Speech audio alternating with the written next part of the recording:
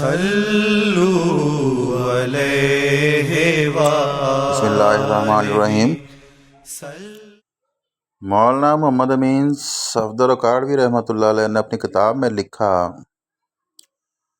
فرماتے ہیں مجھے وہاڑی کے گاؤں سے بڑا محبت بھرا خط لکھا گیا کہ مولانا صاحب ہمارے گاؤں میں آج تک سیرت النبی صلی اللہ علیہ وسلم پر بیان نہیں ہوا، ہمارا بہت دل کرتا ہے آپ ہمیں وقت عنایت فرما دیں، ہم تیاری کر لیں گے۔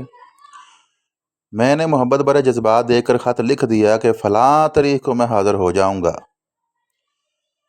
دیے گئے وقت میں فقیر ٹرین پر سے اتر کر تانگا پر بیٹھ کر گاؤں پہنچ گیا تو آگے میزبانوں نے مجھے ہدیہ پیش کر کے کہا، مولانا صاحب آپ جا سکتے ہیں، ہم بیان نہیں کروانا چاہتے۔ وجہ پوچھی تو بتایا ہمارے گاؤں میں 90% قادیانی ہیں، ہمیں دھمکیاں دیتے ہیں اگر تم نے یہ بیان کروایا تو تمہاری عزتیں محفوظ نہیں رہیں گے، گھر بار محفوظ نہیں رہیں گے۔ مولانا ہم کمزور ہیں، غریب ہیں، تعداد میں بھی کم ہیں، اس لیے ہم نہیں کر سکتے۔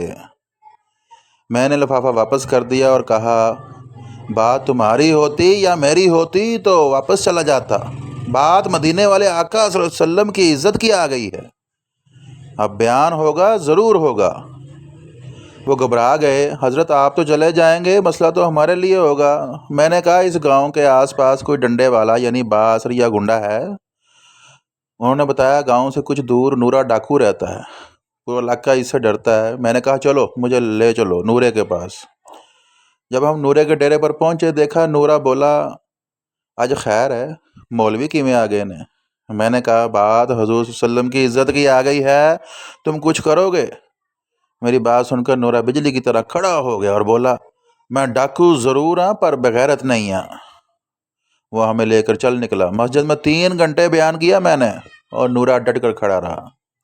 آخر میں نور نے یہ کہا اگر کسی نے مسلمانوں کی طرف آنکھ اٹھا کر بھی دیکھا تو نورے سے بچ نہیں سکے گا۔ میں واپس آ گیا۔ کچھ ماہ بعد میرے گھر پر ایک آدمی سر پر ماما، چہرے پر داڑھی، زبان پر درود پاک کا ورد۔ میں نے پوچھا کون ہو؟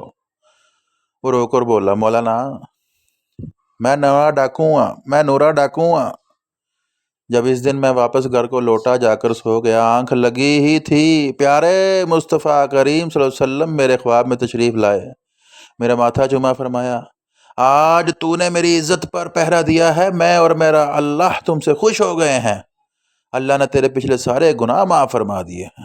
مولانا صاحب اس کے بعد میری آنکھ کھلی تو سب کچھ بدل چکا تھا۔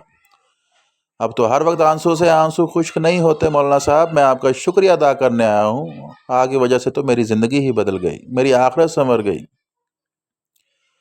اے میرے پیارے اللہ، جو اس واقعے کو شیئر کر دے اس کو خواب میں نبی پاک صلی اللہ علیہ وسلم کی زیارت نصیب فرما، آمین۔